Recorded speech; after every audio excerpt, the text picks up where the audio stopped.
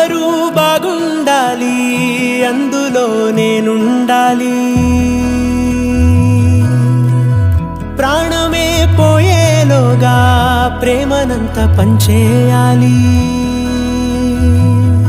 అనుకుంటూ బతకడాన్నే అంటారు బతుకని, ఇతగాణ్ణి చూసినాక నమ్మాలి నిజమని. అందరూ బాగుండాలి, అందులో నేనుండాలి. ప్రాణమే పోయేలోగా ప్రేమనంత పంచేయాలి.